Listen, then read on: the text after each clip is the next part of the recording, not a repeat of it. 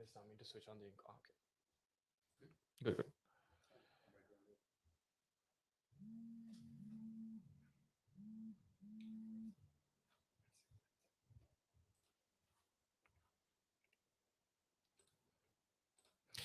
All right, hello and welcome to Relax Radio. Yes, you're tuned into the Hot Talk with Bevan, and yeah, the reason why we decided to have this conversation, the reason why we had decided to do this show was, right now there is a crisis happening in Sri Lanka. If you do not know what's happening in Sri Lanka, you ought to know what's happening in Sri Lanka. You know what? Because Sri Lanka is also another country. It's a beautiful country. I'm a Sri Lankan as well, so I know how beautiful the country is. So right now for our conversation, we actually have a few Sri Lankan youth with us, youth representatives and people who really care for the country, who wants to speak their opinions, tell us what's going on, and share with us what really is happening in Sri Lanka. Because you know what, the world ought to know what's going on. The world needs to know what's happening in Sri Lanka, because you know what, the world can help Sri Lanka.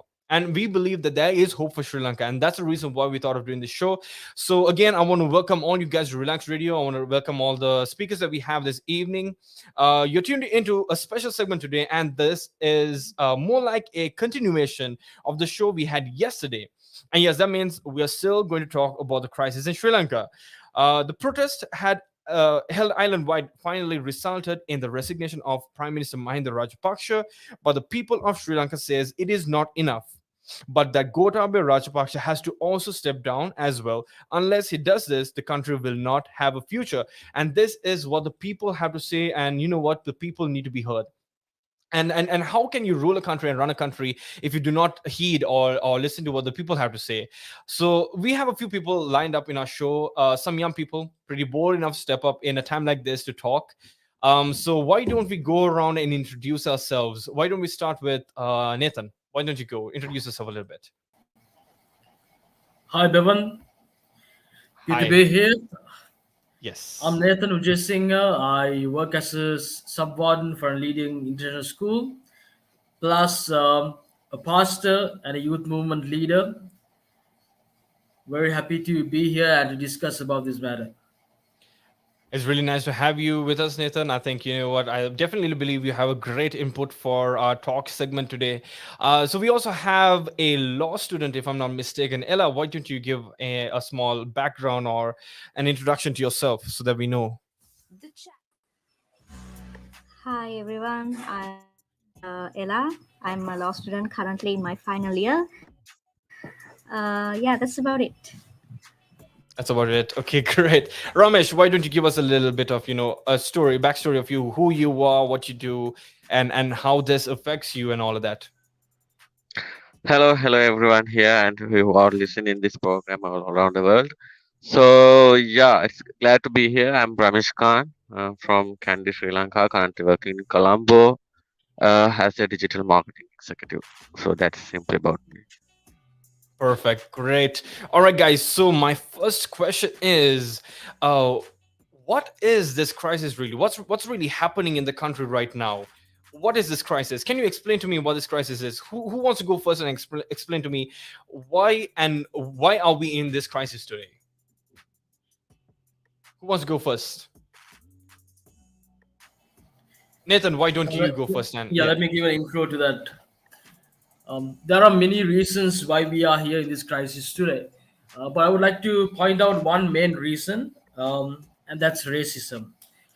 Politicians from since the 1950s have been using racism to fool the majority of this country, starting from people like SWR Bandaranaike, who was a Christian, converted to Buddhism, and fooled the majority of this country, questioning why isn't the majority of this country leading the high positions of taking the jobs and leading the high positions of the country. We know that in the past, during the Bandaranaike leadership, we had a lot of Tamils leading businesses. The majority of the university students were Tamil. So Bandaranaike used used racism to come into power. And after that, his wife Sirimao Bandaranaike used the same play the same card to come into power and to stay in power. And we see the current government, the Rajapakshas, use the same card and fool the majority to come into power. So racism has been an issue for generations and generations in Sri Lanka, and that has led us to this crisis, in not just economically but in many other ways. Over to you, Bevan. All right, I see. So basically, what you're saying is that racism is one of the main factors, one of the main things that really provoked people and really resulted in the current crisis. Is that right, Nathan? Yes, the current crisis is mainly because of the Rajapakshas, and how the Rajapakshas came into power is through racism. Through racism. So how does this economic crisis really fall into play here? We see a lot of people say that the current crisis is a result of mismanagement, and it's an economic crisis. So how does that tally with what you're just saying? Since even before 2015, when the Okay. Rajapakshas were kicked out, the country Sri Lankas knew how the Rajapakshas govern this country. The mismanagement of money, the issues they brought in, how they treated the people, how greedy they were for power. Knowing this, knowing how the Rajapakshas govern, knowing how they mismanage the financials of country, knowing that we still elected them. Why? Because the majority of this country got caught again, to the racist ideas of this government. I see. All right. So Ramesh, what do you have something to do you have an input? Do you have something that you would like to add into this conversation right now? uh, the previous speaker, yeah, I would like to add some thoughts about me that the racism, it's not in Sri Lanka, the South Asian countries especially facing this. This is their propaganda, this is their agenda when there is an election, a general or the presidential election or in South Asian countries. So this is a good lesson for all the South Asian countries, also other countries who are using the racism for their power, and people who are believing the racist leaders. And the economic crisis, of course, this is, I mean, the current situation in Sri Lanka.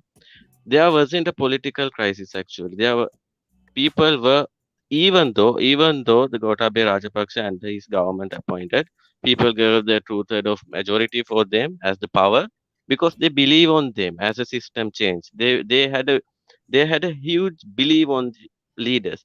People even for last 74 years they are expecting the leaders to do wonders. They don't need a slow progress.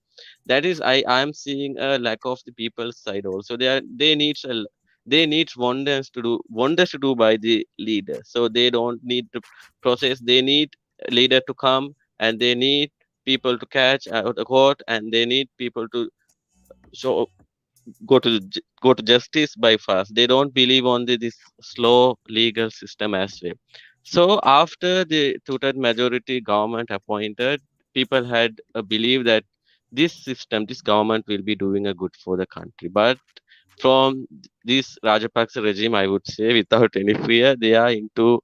I mean, they are leaders in corruption. They are keeping their power.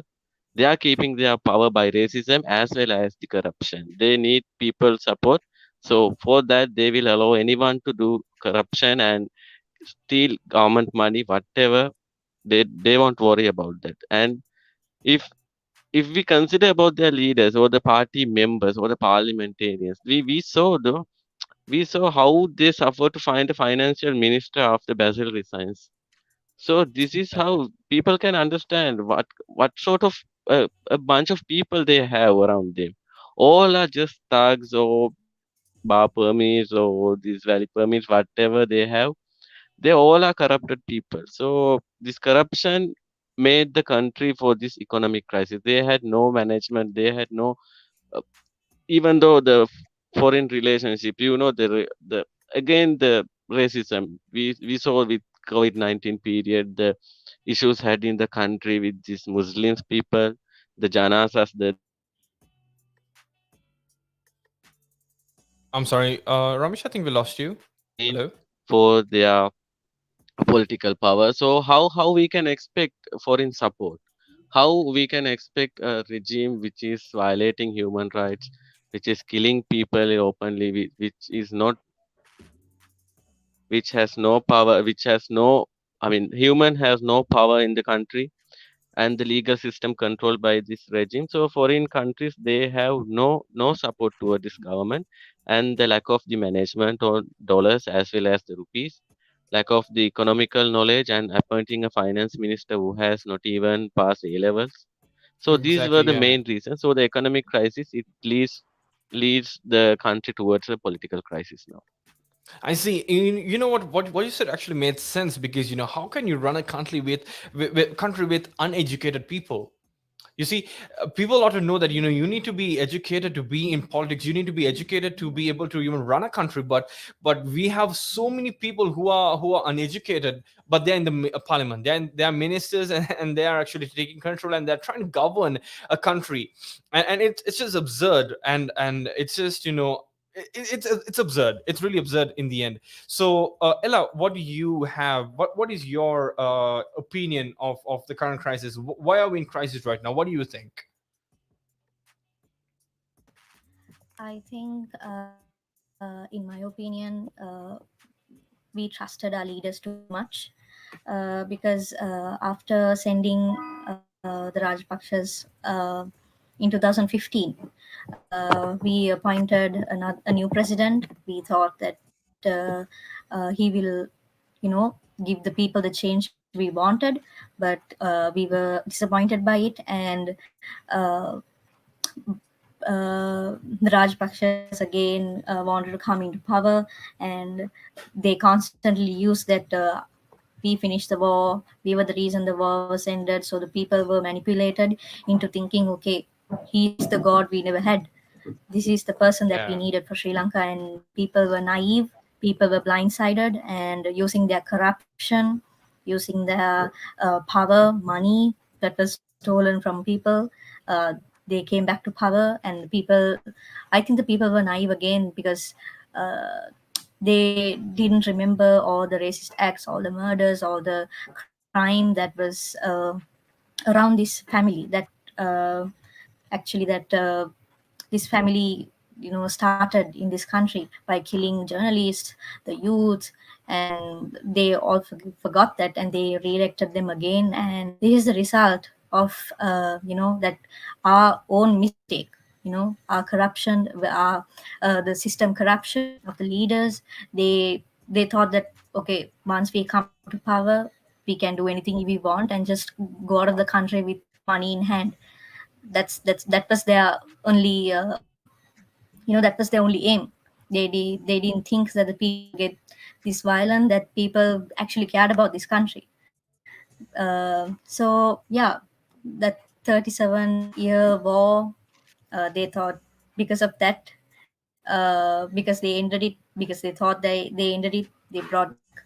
And this, I mean, I think it's mostly our fault, for not thinking Yeah. wisely and repeat the same mistake again and again. It's our fault, and we should really open our eyes and see what's happening around, and we should actually not do the same mistake again. Yeah, I totally agree with you. Because you could constantly hear Mahinda Rajapaksa keep saying, Mama Yuddha Dinna, Mama Yuddha Dinna, Mama Tama Ratra Beruwe.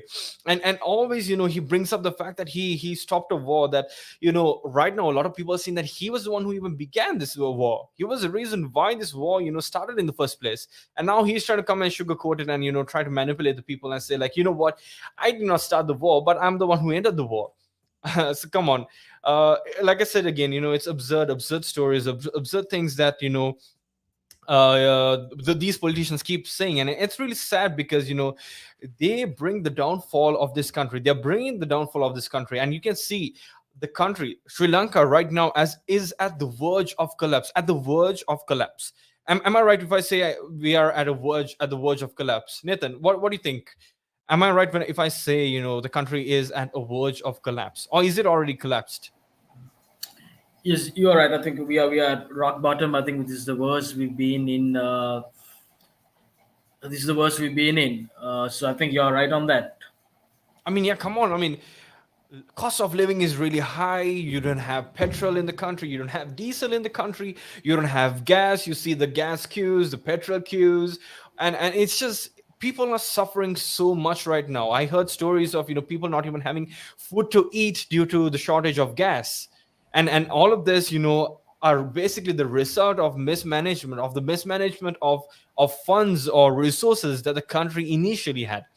And now, something that I always like to this is actually a known quota. If I say, people say you learn from your past. You learn from your past mistakes and you move forward and you become better. So as a country, I believe you should be able to learn from your past. So, and you should also be able to take a look back into the past and focus on your future and better your future. So now, if you take a step back, and if you go back to the past, before 1948, Sri Lanka was one of the most successful, one of the most, actually, the most developed country in South Asia, if I'm not mistaken, or the whole of Asia. But I know for a fact that it was the most developed country in the whole of South Asia. And this country, Sri Lanka, was able to actually give out loans to any country in the South Asia. And right now, we are taking loans from every country in the South Asia. It's just very, very sad to see how the tables have turned. So what do you think is going to happen next? Now, you see, we see Mahinda Rajapaksa resigning. Are we sure that for sure that he has resigned, that he has stepped down, or is it still under discussion? Can someone, is it true? Did he actually step down? Has he resigned? Has he actually given his resignation?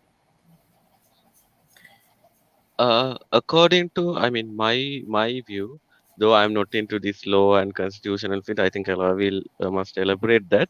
But I Yeah. believe that after a resignation, we saw that with Finance Minister Ali Sabri, right? Once he resigned, President did not accept the Resignation.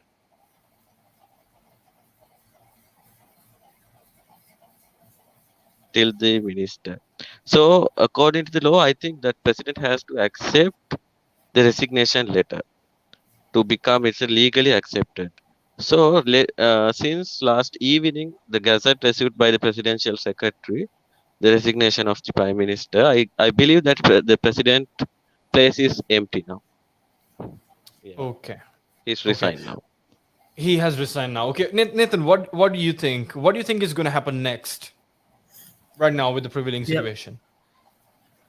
I think what is suggested now is that they go to an interim government and work in the interim government for 4 to 6 months and then go for an election. Okay. Um, but that while that is suggested, I think the religious parties, the heads of the religious heads, have asked SJB and JVP to work with the President Gotabaya Rajapaksa for an interim government. But I personally believe that they shouldn't until President Gotabaya Rajapaksa steps down or resigns. Uh-huh.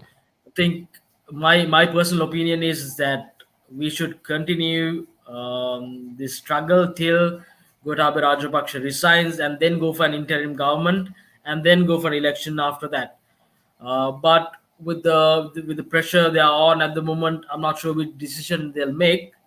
But my personal opinion is that on top of that, it is very important that we bring in the 21st Amendment also, and abolish the current executive presidential system, um, and also create a structure where the cabinet is accountable, continuously accountable to the parliament, and reducing the cabinet to 25. These are things that should happen immediately if possible. Immediately.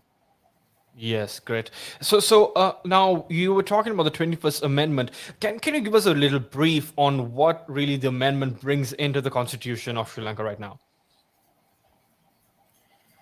Yeah, I think firstly we shouldn't have agreed to the parliament shouldn't have agreed to the 20th, knowing who the Rajapakshas are. But Yeah. since what has happened, it's important that they bring the 21st as soon as possible and the parliament votes for it. Um, there's many points that's mentioned in the 21st Amendment. Um, if I go through a few, the main points are Especially, yeah, abolishing the abolishing the executive power also. yeah Okay, basically, executive okay. power, then Uh-huh. reducing the cabinet members to 25. Um, Also, constitutional recognition of the National Security Council, re-establishing the constitutional democracy and protecting sovereignty of people. Um, then also establish a state council to obtain advice of experts, public representation on matters of public importance. These are some of the highlights of the 21st Amendment. Amendment. Great. All right. So now, Ella, what I want to ask you is now, once the president, say Gotabaya Rajapaksa, actually steps down, amidst all the pressure and all the the push the people are giving right now, say he does step down, what do you think is going to happen next? Like, my question is, who's going to be? Will there be a president, as if an acting president, or who's going to be taking leadership in this? Do you know who's going to be taking leadership in this, or how is it going to run? How is the country going to run? Uh, Bevan, to my knowledge, if the president steps down, the parliament has the power to appoint a president for the rest of the tenure of the step down president, and it'll Uh-huh. be done through a secret ballot papers and a secret election. And yeah, so from the parliament itself, they will appoint a president for the rest of the tenure, and after the current term is ended, then they will have a proper presidential elections by calling people to come to election booths and actually choosing a president through the public elections. That's what our solution is through the law that we have. That's only if the president resigns. Then only the Is that parliament is has the power that to do that. So see, then again, the parliament has the power to decide. So it's not even the rest of the tenure. I understand that we can have like a presidential, just as soon as Gotabaya resigns, but it's still going to be a decision made by the parliament and not by the people. How is that going to affect the people? Uh, it is going to affect not just the people, the economy, and the balance, the stability of the whole government, because the government is built on three pillars, which is the executive, legislature, and judiciary. So when the president is not there, the whole government is in an imbalanced state. So obviously, when there is no president, the country is not it's not going to run in a smooth manner. So the parliament has to really step up and immediately have that secret election to actually elect a suitable president, because Candidate. there was this talk going, okay, if Gotabaya Rajapaksa just steps down, then there was uh, yeah, was this suggestion where they were saying, okay, we will put Harsha up to the president, because I think that's also a good idea, because he is a true economist, he's well educated, he knows how to get in grips with the situation, and he has been talking with different media people, different he has been given good suggestions even in parliament to actually at least come out of this situation in a safe manner without completely going bankrupt. So that is all up to the parliament, and I know the parliament, it doesn't consist of the really educated people, but that's how that's how the parliament is. We have to depend on the parliament to actually take the wise decision at this least, because now they have seen the wrath of the people, and at least they will, for the fear, at least they will do something right for our country. Yes, definitely. So you're a law student, so you know that to become a lawyer, you have a bar. You have a bar exam, if I'm not mistaken, that you need to get through. If not, you're not going to be a lawyer, right? Like, right, Ella? Am I correct? Did I get that right? Sorry. A bar exam. So, as a lawyer, to become a lawyer, as a law student, you have a bar exam that you need to get through, and if you don't get through that, you don't you Yes. cannot become a lawyer, right? Yeah. There is an attorney's exam, and Okay. after that only you can become a lawyer. Okay, but there is like a standard that you need Yeah. to get this amount of, Yeah, you need there's to a get bar. this amount Yes, of there's a grading. bar That is a exam bar, for, exactly. yeah, Exactly. So yeah, there's a bar you see, examination.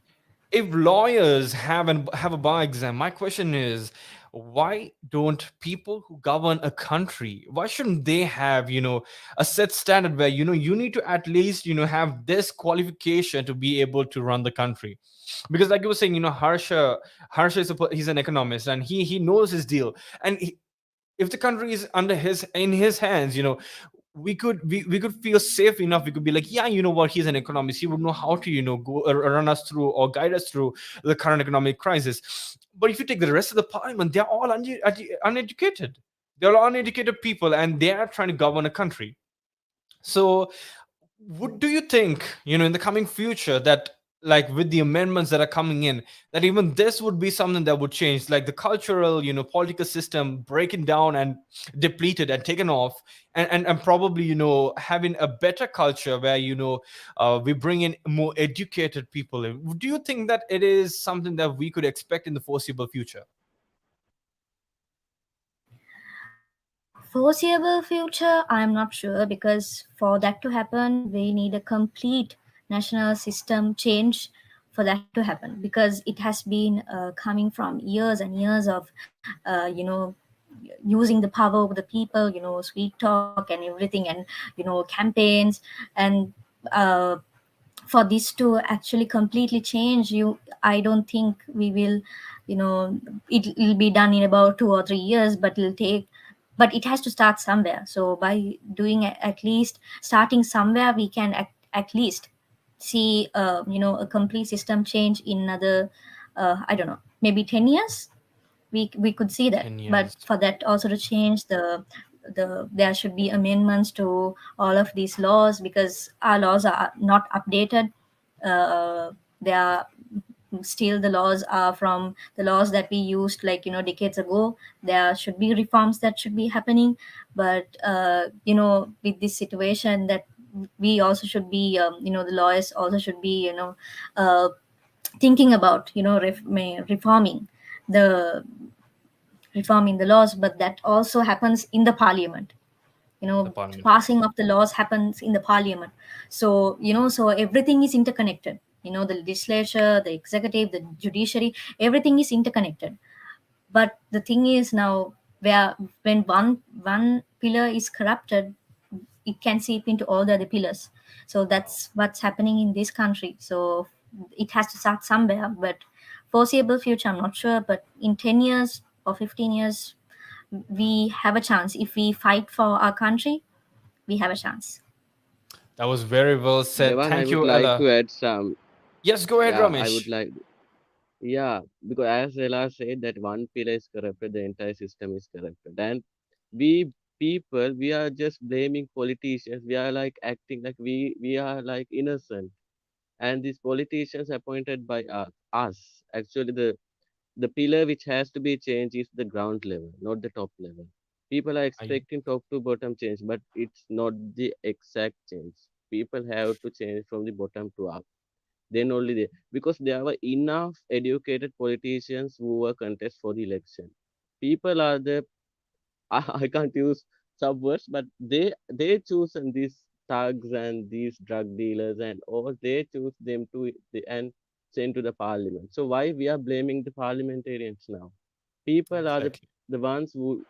So as you ask about the examination for the parliamentarians, yeah, there should be a criteria, a minimum criteria. Also, I would like to suggest to have a criteria, minimum level of education for the people regarding the constitution, regarding the elections, regarding the power of vote, regarding the democracy.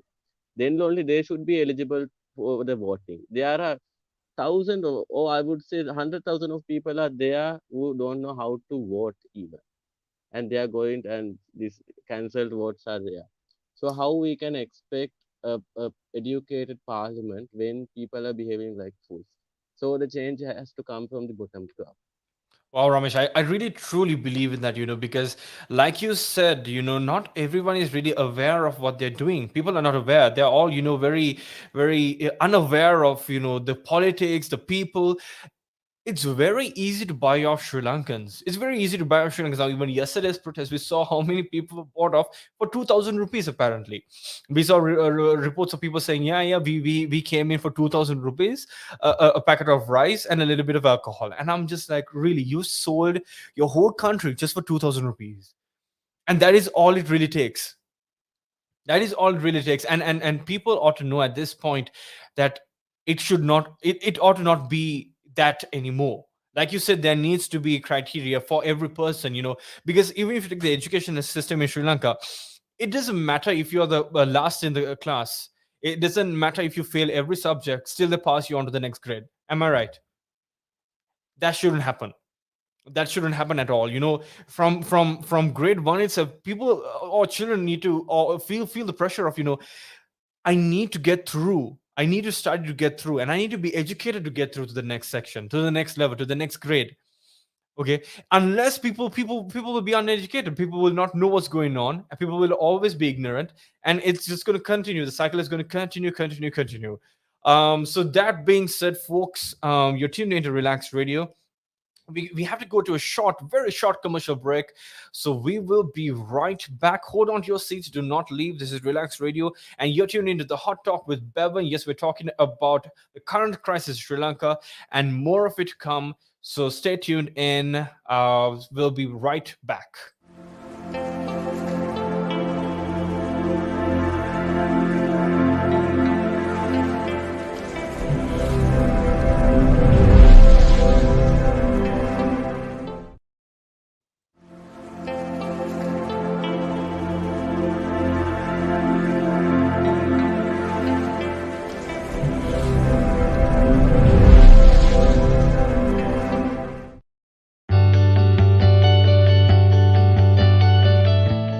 I'm Bashir Chaudhry, owner of All Seasons Letting, visiting Relax Radio.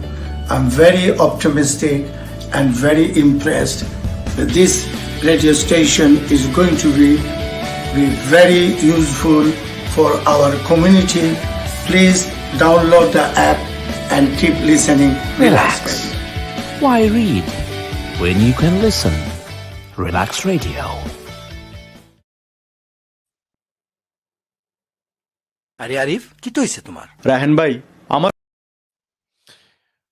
All right, welcome back to the show. You're tuned in to Relax Radio, and yes, this is the Hot Talk. And my name is Bevan, and I'm here to discuss about the current crisis in Sri Lanka. We've been actually talking about it right now. We've had Nathan, Ella, and Ramesh, but unfortunately, I think we've lost Ramesh. I think due to connection problems. He said that he's having power cuts, but that's all right. The show has to go on. We're going to continue. So yeah, my next question is. So I'm going to direct this question at Nathan directly. So why does Gotabaya Rajapaksa adamantly want to be in power? Even right now, isn't he supposed to cater to the people of Sri Lanka? By means of catering to the people of Sri Lanka, if the people of Sri Lanka says now is enough, you have to leave. Why is it still adamant and stubborn to still stay in power? Why does he want to be in power? Yeah, I hear people have different opinions on it. Some say it's greed. Some say that since he left the army also once, he doesn't want to be seen as running away from problems again.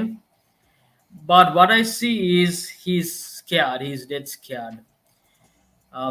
There is ongoing case of Lasantha Vikramatunga, California courts, and there are other cases that are against him.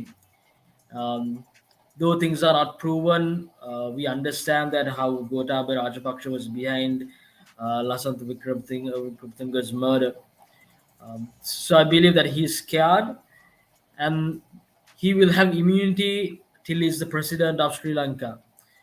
But he should remember that presidency can only delay accountability, but it will not be able to prevent it.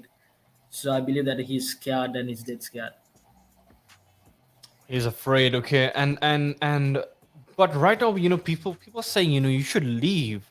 Shouldn't you at least take into consideration what people are saying right now? Because like we were talking about this yesterday, also me and Amin, we were talking about this yesterday. You know, if you're even in a relationship, and if the person that you're in a relationship rejects you, you should have a little bit of ego, a little bit of pride, self-respect to say, all right, you know what, she does not like me. I'm just gonna go. But this man is, he's adamant. He has no self-respect. This is what the people say. This is what the people can see. This man has no self-respect. He's still staying in power, still hungry for power, still greedy for power. People just can't understand why. I understand that you're afraid. Like you said, he could be afraid, but you could run off to the states. You have citizenship in the states. You could just run off to the states. Why isn't he catering to the people? Why isn't he listening to the people right now?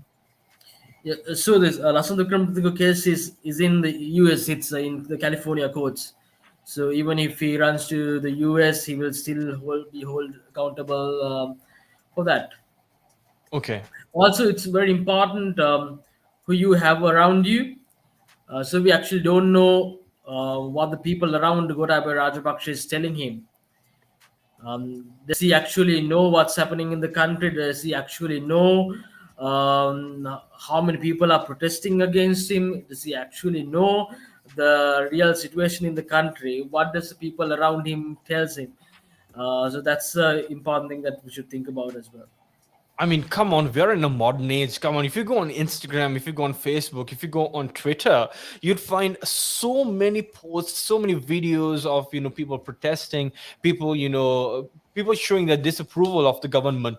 So I mean, I still don't understand how would you not come across at least one video of the thousands, or probably even hundred thousands of people protesting against you, saying we don't want you anymore, leave, leave, leave, go to prison. I just don't see it. Do you get what I'm saying, Nathan? Yeah, this, the people around him are completely surviving because of Gotabaya Rajapaksa. So I'm sure that they are feeding lies and misdirecting him just to stay in power so that people around him can have a life as well. I see, I see. All right, so Ramesh, my question was, why does Gotabaya Rajapaksa adamantly want to be in power even right now? Even as the people have shown their disapproval, have asked him to step down. The president is still so adamant, and so stubborn to still stay in power. What do you think is the reason for this, Ramesh? I think that's an attitude issue and his ego, because he won. He thought because this is the weakness of this executive presidency. Whoever go to that seat, whoever get this power, is not willing to leave that power or go home. He against wants that seat, because I would say, compared to other world countries, this this executive power, I would say the highest power a president can ever had.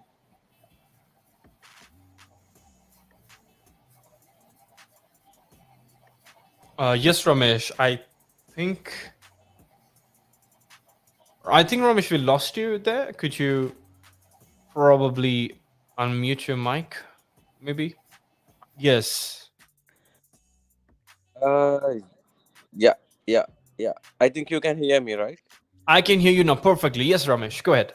So you were saying the highest power or the Yeah. So executive. that's what I was Yeah. telling, that this executive power is one of the most powerful presidency in the world. So I would say whoever come to this seat will not like to leave the power, will not like to leave the seat. They again and again want to become a president. They again and want to become and sit on that seat or give this power to his family member. That's why they are not leaving the seat. But no, see, Ramesh, you said it's his attitude, and you said that he has ego, and so now what I was telling Nathan also is if you have a little bit of self-respect, if someone says we don't want you, like say you were in a relationship, and the girl that you like said, I don't like you anymore, the little bit of self-respect that I would have is I would say, okay, you know what, fine, if you don't like me, I'm going to move on. But in this case, the whole country is against this one man, and he's still so adamant. That just shows that he has no self-respect at all. Amidst all the rejection, he still wants to stay. Why does he want to stay this bad? Yes, Ramesh. Yeah, that is the taste of power. When a person gets power like this executive power, I would say, they don't have shame. They don't have to feel shy, because armed guard and everything is there. Facilities are available. Vehicles and the helicopters, airplanes, VIP treatments. World leaders are calling. Rather, a general I think Ramesh, you're having some trouble with your connection, but that is all right. I think we got what you're saying.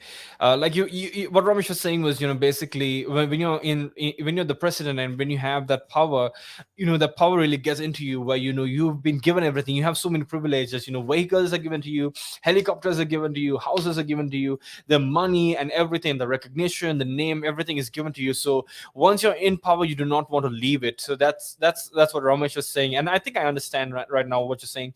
Once you're in that power and you have that sort of power, you would not want to leave it. You don't want to leave your seat and give it all away. But enough is enough. Like, the whole country is saying enough is enough, and enough is indeed enough. What my next question is, what do you think is the constitution? Yeah, I think so. I'm sorry, we ran that. What My next question is, what have we won from the struggle that we have right now?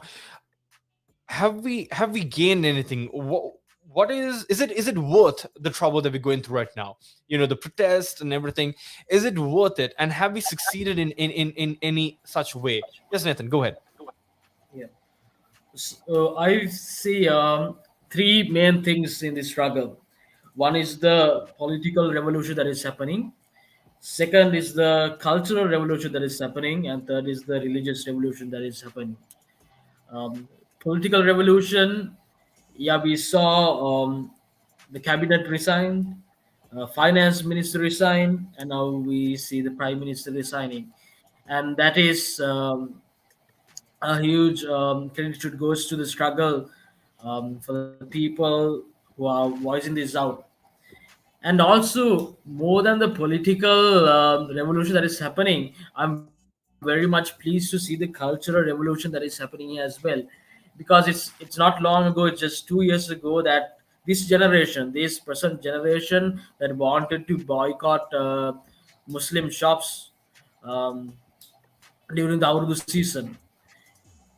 Now we see the same generation uh, uniting and coming together to bring back the nation, to fight against the injustice and fight against this racism.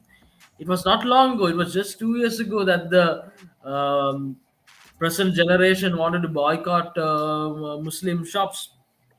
And when we see a beautiful cultural revolution that is happening, and I think it was Ramesh who said um,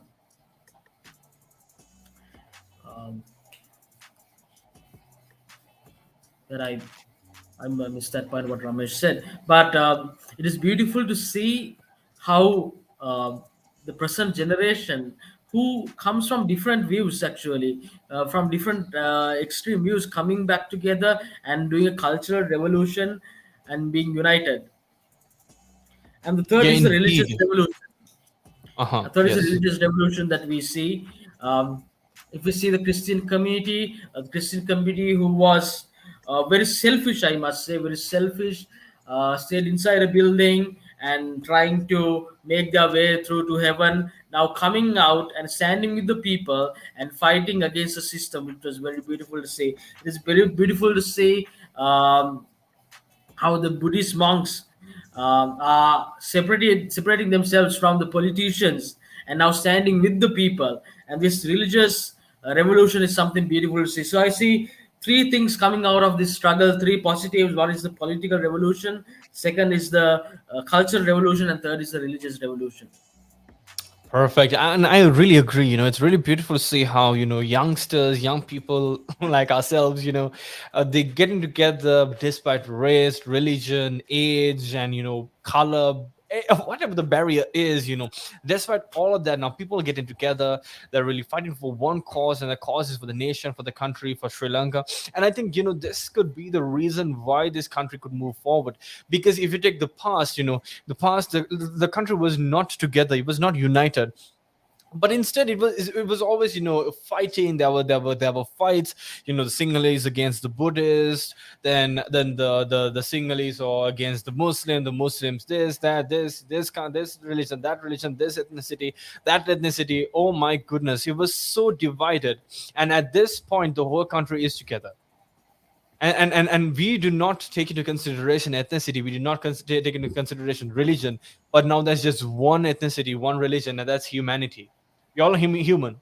Do you agree with me? We're all human, and we are in this together. Exactly. So, and it's Yes. beautiful. It's really beautiful to see, people holding hands, fighting alongside each other. It's really a beautiful sight. It's this is actually the kind of revolution that Sri Lanka wanted and needed, and at this point Sri Lanka has attained it. And I think it's magnificent and it's beautiful. Ella, what do you have to share in regards to what we just spoke? Uh, What yeah. have we So attained I as a am country very right now? grateful for my. Go ahead. Yes, go ahead. I'm very grateful for my generation for actually stepping up because, like Nathan said, that we were very divided, and we itself realized the cause for all of this. We knew that we were divided. We knew that between religions, between ethnicities, we had that tension. We realized this is something that was created by the leaders so that the people won't be more powerful than them. We realized that, we fixed that, and I'm very grateful. At least now we are standing up for ourselves to bring back democracy. This is a democratic country. We have all the right. We have given constitutional rights. We have our own human rights to talk on behalf of this country, not just for this generation, but for all the generations to come. So I'm very glad. I'm very proud of my generation and even the older generations who have stepped up to actually be behind the younger generation, the young people, the all of the people who are at the Aragale now. So I'm very pleased to see how much of a change that we have done in such a short amount of time. I think uh, the biggest barrier we've overcome, the biggest achievement we've had is unity, because as a nation we were divided for a very long time. I've only been here for 22 years. I'm only 22 years old, but uh, racism was something that I always saw. Against Muslims, the Buddhists didn't like the Muslims, the Buddhists didn't like the Christians, Buddhists didn't like the Hindus, and there was this huge, struggle to get along with one another. But uh, at least now we have realized that this is a political agenda that was brought to divide the people, so have that we won't have that power over them. So I think there are a lot of people saying, what is the point of protesting, what is the point of going to those buildings, near those buildings, and protesting, even when the president is not there in those buildings, even the prime minister is not there, even the ministers are not there in those houses. Why are we even shouting? I think now people see what kind of a change it has done. Uh, we have sent off the cabinet. The cabinet was dissolved. The finance minister, who doesn't have any sort of a finance knowledge uh, to even be dealing with the treasury and the finances of Sri Lanka, we have thrown them out. We have thrown the prime minister. The prime minister until yesterday. Uh, until yesterday in the morning, he said, I won't leave this position. The president hasn't told me to leave this position. The people don't want me to leave this position. He thought that okay, 6.9 million people who voted for them are still behind them, are still going to stroke their ego.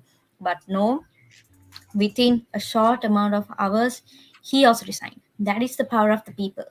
So that is a change that we want. We should, but we should not resort to violence. If we started this protest by peaceful means, by keeping law and order, we should end it with law and order, because there is so much we have done without resorting to those violence. And we won't be any better than the leaders who are resorting to violence if we also clap back with violence.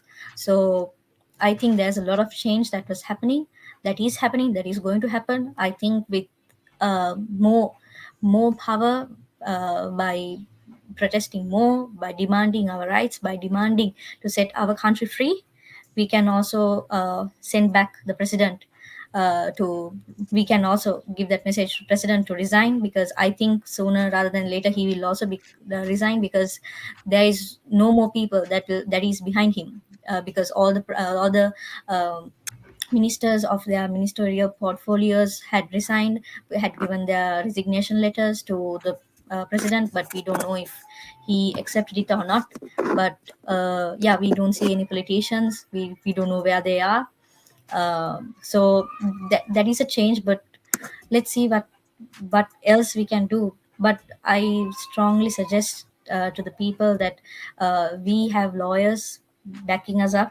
They will do everything in their power to use law to the benefit of the people, to bring justice to this country.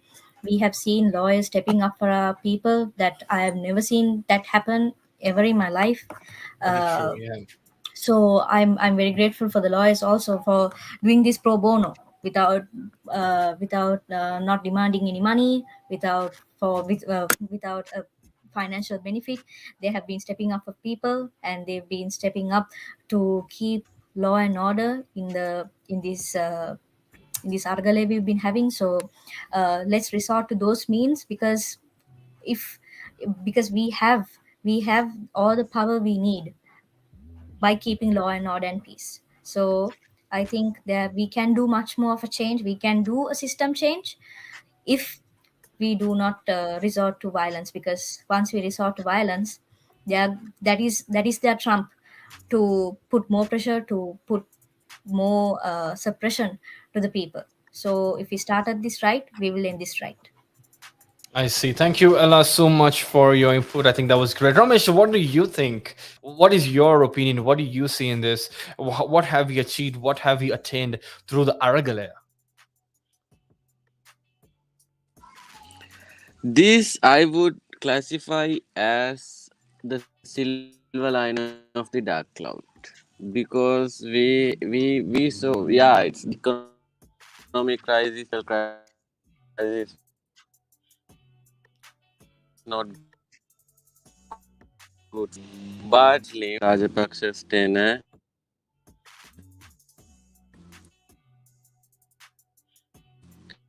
we will be able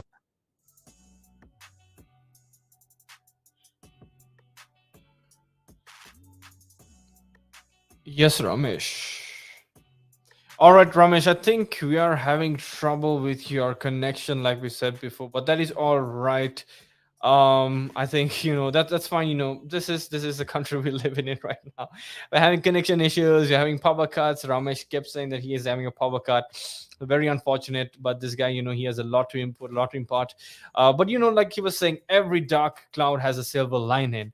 And I think, like everyone just said, like Nathan said, like Ella said, the silver lining of this dark cloud that Sri Lanka is going in right now, with the economic crisis, with the scarcity of resources and all of that. The silver lining of all of this is, the unity of the country. The people are one now. The country is one. The country has become one, has turned into become one. So I think it's impressive, it's great, and it's beautiful to see the country united as one and marching forward and actually standing up against corruption, standing up against corrupt politicians. And it's beautiful because I've also been in at the Aragale. I've been at the Aragale the grounds, and I've also seen how it has been. I've seen how young people so enthusiastic, shouting their throats out, actually saying, go home, Gota, go away, Gota. And it's just beautiful to see, you know days on end. These people, okay, these youngsters, these young people, days on end, they would stay at these places, and then they would protest, and they will not let it die down. They will not let it die down. And which is impressive. It was beautiful to see, them all together, even the university children, students, and then people of older generations come together to support them, and all of them saying, Puta, amiga karagane yanna, you do this and we will support you. You do this and we will support you. If you take the generation now, and if you can compare the current generation with the older generation. The older generation was the generation where they would say kamak na, they would accept what's happening, and they'd be like, this is fate, this is destiny, we are going to just go through it, and we just get over it. But guess what, this generation is not the kamakna generation. This generation is not, it is okay, and we will just adapt to it. That is not the generation anymore. This is not that generation anymore, but this is a generation where it stands up against corruption and says enough is enough. And if you're corrupt, then you need to leave. And that is the beauty of this revolution, this argale that's happening at the golf is right now. So I think we have 4 more minutes for our next break. So um, quickly, let me ask. Now this is really we have to go into depth in this question, because this is a really important question. We're talking about law and order, and I think I really I want to really understand what's going on, because now yesterday when we saw the video footages, we actually had people at the grounds of the protest, and we saw how people were being beaten up by cops, and we saw people of protesting pro Gotabaya party. They were coming into office, and they were fighting with the people at the protest. And we saw that the cops didn't really do anything, the police didn't do anything, and law was actually it was very redundant at the time.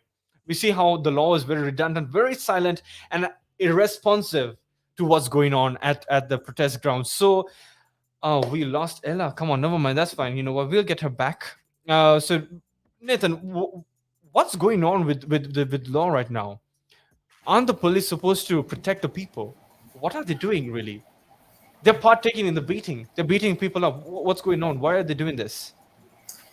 I think since way back since 1970s, we see how the police of this country were just puppets of the politicians. If you take 1972, the Premavati Manampere incident, where the police blamed this 22-year-old girl for blaming her for being a JVP supporter, raped her, made her walk naked in the Samaram. Since that, up to the Rambukkana Chamide Lakshan's murder incident, the police have been puppets of the politicians in this country. Even yesterday, when people wants people like Shavindra Silva to stand by his own and protect the people, he's continued to be Gotabaya Rajapaksa's puppet. So it is time, it is high time that the police, the army, the forces of this country stand on their own and not be puppets of the politicians. True, I agree with you, wholeheartedly, because, if you even take into consideration the Mirihana incident, the police were actually, throwing a tear gas, then they had water bouncers, and they had all of this, just against people who were carrying on a silent protest. Okay, I want to emphasize on the point that it was a very silent protest. That it started off as a silent protest, and it escalated to what was called, a riot. It escalated towards a riot, but initially it started off as a very innocent, silent protest, and actually the cops really, provoked the people. Okay, and but so I think we lost Ella, so Ella does not know what we're talking about. So my question was, Ella, right now, shouldn't the law, that includes police and armed forces, be held responsible for the beatings and the violence that took place yesterday? Why don't they? What they aren't they supposed to, protect the people? Aren't they supposed to take care of the people? These people are supposed to, take care of the people, but these are the people who are beating our people, beating the public, and not really taking the side of the public, but taking the side of corrupt politicians. So before you answer that question, Ella, we had to go to a very very short commercial break, and we will be right back. So you're tuned into Relax Radio, so tune in, so hold on to your horses, really, don't leave your seats. Stay connected, we're still talking about the current crisis in Sri Lanka. We will be right back very soon. But yeah, we had to go to a short commercial break. This is how the show works. So yeah, we'll be right back.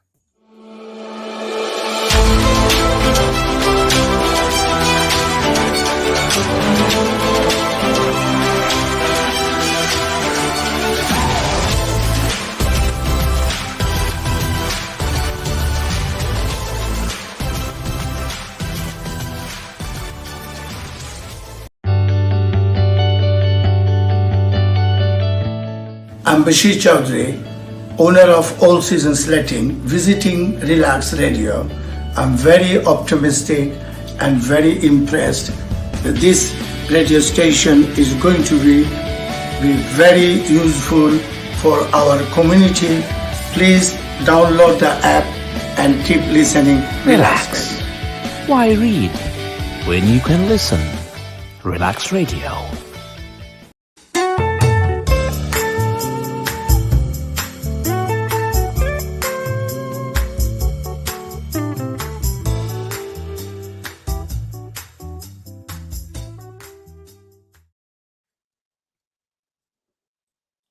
All right, welcome back to the show. Yes, you're tuned in to Relax Radio, and you're tuned into the Hot Talk with Bevan. Yes, that's my name. My name is Bevan, and I'm here to run you through the incidents that happened in Sri Lanka yesterday and what's happening right now. So yesterday we had, a bit of chaos in Sri Lanka, and I want to talk about that, and I also want to talk about the aftermath, which is today, and what's really happening in the country right now and everything. So we were talking about, law and order.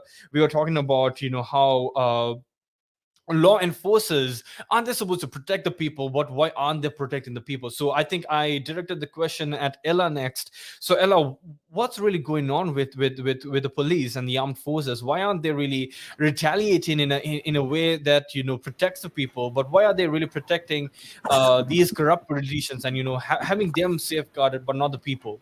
What's going on? What's the deal really?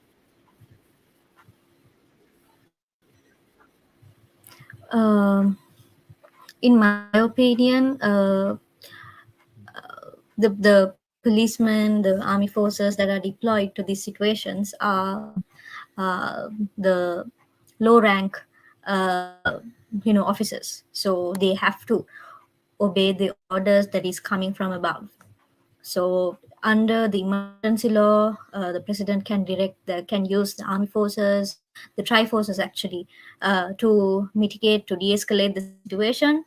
So in this point, whatever the president says goes. So I think even though yes, they are the people who stay in queues with us. Their own families are starving. Their own families don't have current. But I think in this situation, the whatever the higher authorities say, they have to do, because otherwise they will lose their job. Because these are government jobs, they will get pension. They will basically they're forced to. That's what I believe.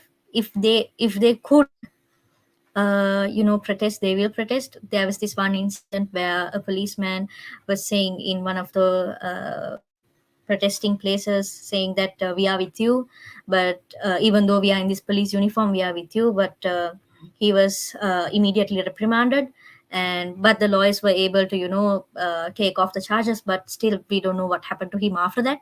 We don't know if he was sacked. So maybe there's a fear among the police officers, the tri forces, about what will happen to their jobs, because in the current situation, uh, we need jobs. There are people, so many people who are sacked off jobs, and there are people who don't have any more jobs. They don't have money because now rising prices of food and everything, the bare minimum, the bare essentials, the rates are going up. So in their situation, they don't have a choice. We saw in one of those protests, the even the policemen were crying, listening to the people's pleas. It's not that they're not human, it's just that they can't act on their human instincts. So really, yeah, I blamed the policemen. I blamed when yesterday, when they didn't do anything to protect those peaceful protesters. They just let the violent protesters come in and thrash everything and hit those people. uh, Mind you, they didn't even have anything in their hand. They were like, they were defenseless. They were just taking the shots from right, left, center, but still the policemen didn't do anything. Um so yes, there's a level of accountability that they should have, because they are the security force of our country. They are supposed to protect the people, but Sri Lanka is corrupted. So This really if calls for, a real turnaround in the whole system, because, from yeah, top to bottom, everything needs to be changed. yeah, Don't you think that's why I everything needs said, to be yeah, changed? yeah, that's why I Yeah. said we need a full national system change. So that means everything, from how the laws are enacted, how even the Supreme Court judges are appointed. Everything, everything, every aspect of this country should be changed, for us to have like a good future, to be non-corrupt. So yeah. All right. Yes, Nathan, do you have something that you would like to share? Yeah. Yeah, I think the police and all the departments can learn a lot from BSL and Salia Piris, how the lawyers and BSL is handling the situation right now, how they are standing with the people. So if all other departments, including the forces, can learn, have a lot to learn from BSL and Salih Piris and the team. So I want to take this time to thank the BSL, Salih Piris and the team for standing with the people and doing what is right. I hope this system change will inspire and encourage other departments also of this country to do the right thing and to stand with the people. That's right. Right, Ramesh, do you have something that you would like to give an input on? What do you think about, the police and how they've acted in regards to the protest that has been taking place? What do you think, Ramesh?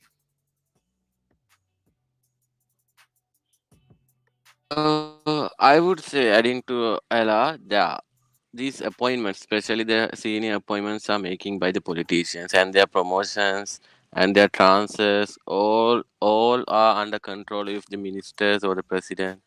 So they have a fear of their income, they have a fear of their promotion, they have fear of their transfer. But I know there is a famous court order that the police officers are not supposed to follow the seniors order, they are supposed to follow the law and order. So I think if we can educate the policemen that they are supposed to follow the law and order, and they will be protected from the lawyers, because many cases, most of the time, people are not raising their voice because they are thinking, if I'm raising the voice, if something happens to me, who will come and save me, who will guard me, True. who will help me? This attitude has to be changed. That's it's being changed because now the lawyers, we should respect them. It's grateful that they are going in every incident where it happens, they are going voluntarily, they are going and city standing on the courts, that they are supporting these victims or the people. So this, when this encouragement, when this trust, when this beliefs comes to the general public, they will be, I mean, stand against the violence, they will stand against the injustice. And it takes sometimes, but hopefully with this generation, with this revolution, we can hope a best in future. All right, so that really, I want to ask this question from Ella, because she's a law student and all of that. So Ella, what is the law really? Is the command of the rulers stronger than the law? Or like, like Ramesh said, aren't the police officers and the law enforcers supposed to be under the law and follow the law and protect the people? What is it? What is the law really?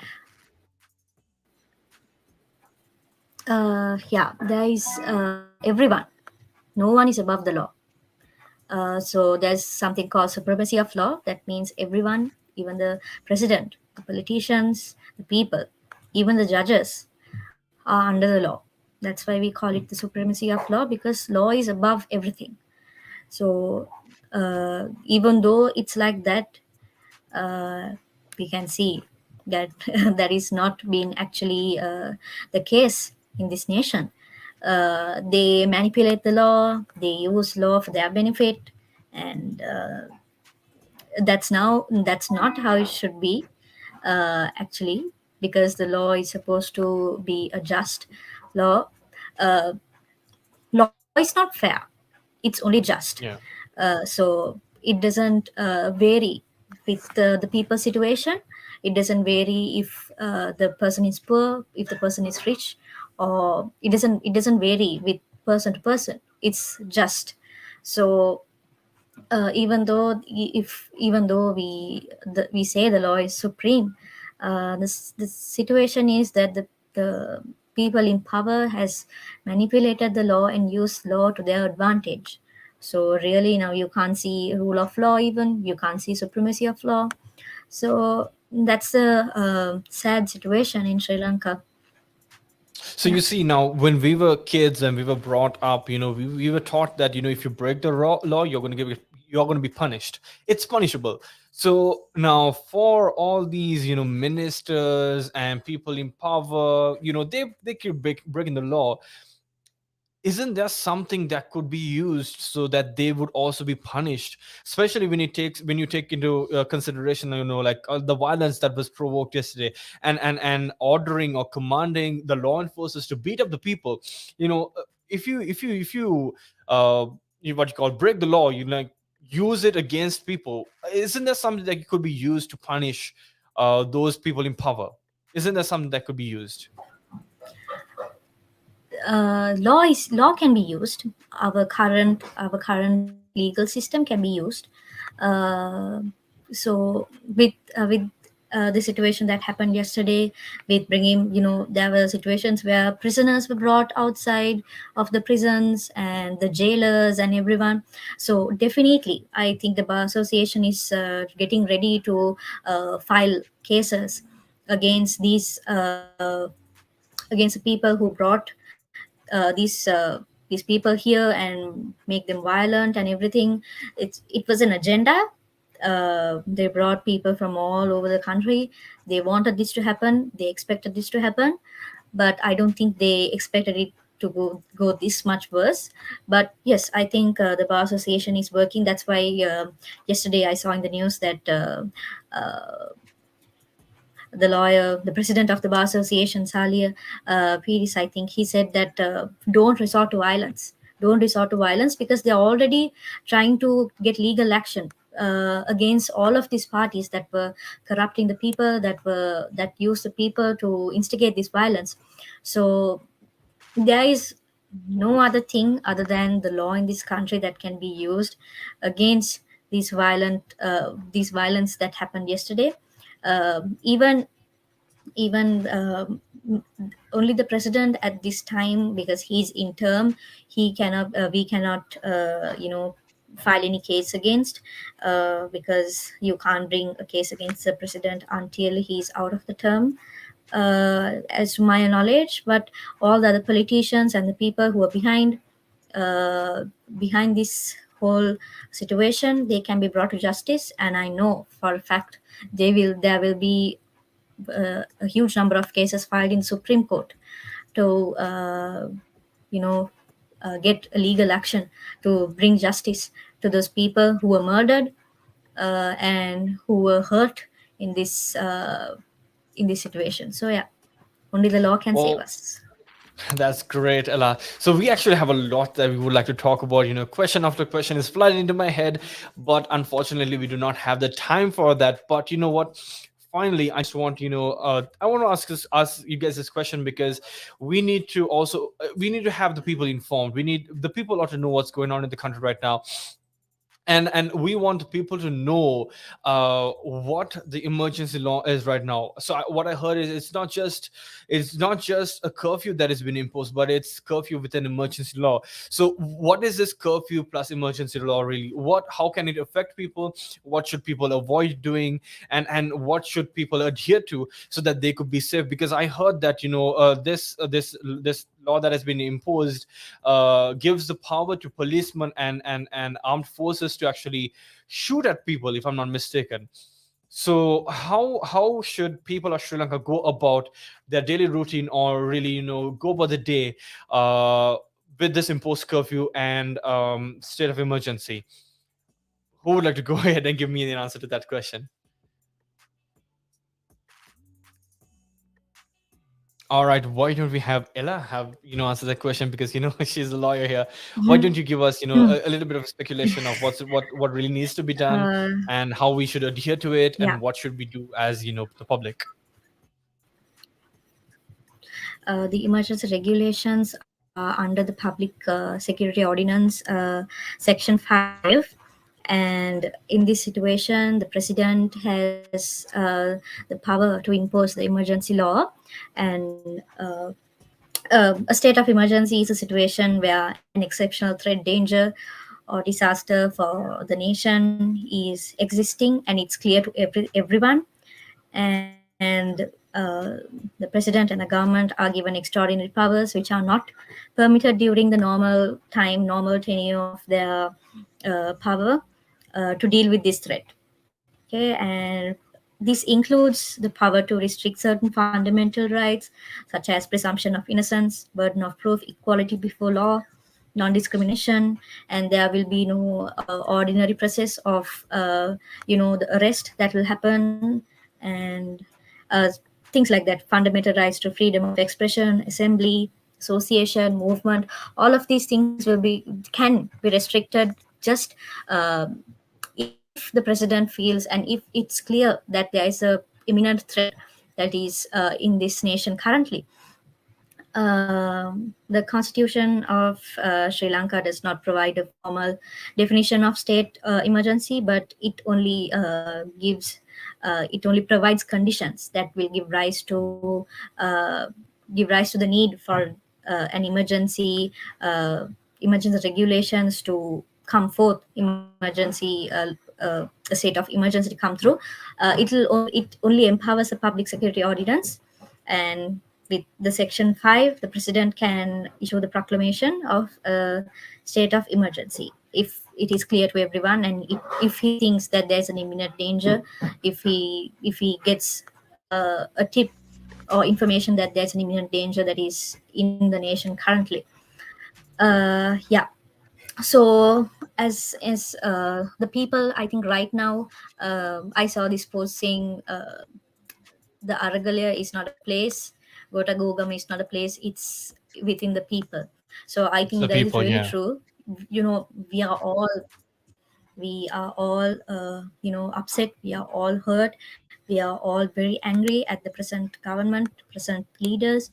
But I think we should be very wise how we act now, because with this regulation, the president can involve the tri-forces and use them to mitigate, to de-escalate the situation. So it is something that is vested in the president. So it should be you should be very careful in how you act at this time. So please be careful. Don't act on your emotions and go outside and protest, because I know the police have the power to shoot, police have the power to detain, possess any type of property and everything. So I think we should be we should not resort to violence or do anything to break the law of the country right now that is happening, so that we can come back on Wednesday and start a peaceful protest again. So that's what I have to say. So we have to be very careful with what we are doing now. But in this situation, like they have challenged to ask, because this emergency law was put last Friday. They were challenging and they were asking why it was put place. There will be only a 14-day period where the president can keep the emergency law, and within those within those 14-day period, it should be brought Revoked. into the parliament, and it should be approved by a resolution within the 14 days.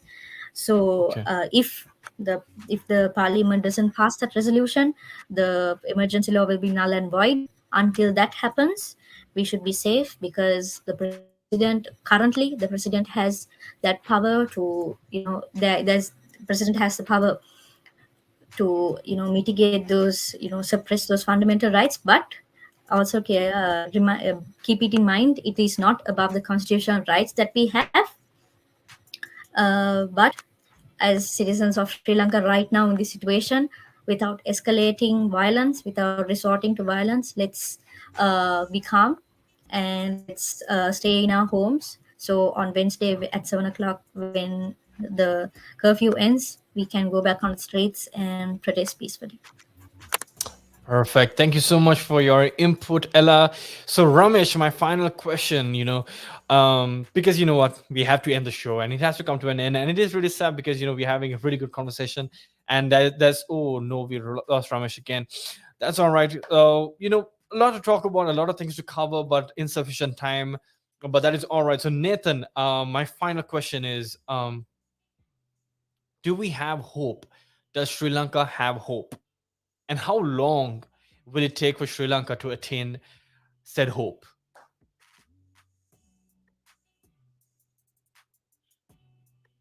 You're muted, Nathan. Sorry for that. Yes, definitely. And like Ella said, we won so much peacefully, and let's hold the line peacefully. And I'm sure we'll win the rest of it also peacefully. And let us remember that darkness cannot drive out darkness, only light can, and hate cannot drive out hate, only love can. And if you go by it, yes, we will see a better Sri Lanka. We will see a Sri Lanka that is not corrupt, with righteous leaders in place, um, and we will have a better Sri Lanka for the next generation, for our children. So let's hold the line peacefully and see this through. Thank you so much, Nathan. So, Ramesh, we lost you, but come on. My final question is, do you think there is hope for Sri Lanka? And if so, how long will it take for Sri Lanka to attain said hope and to become better, or, to be a developed country maybe in the coming future? Do you see hope for Sri Lanka?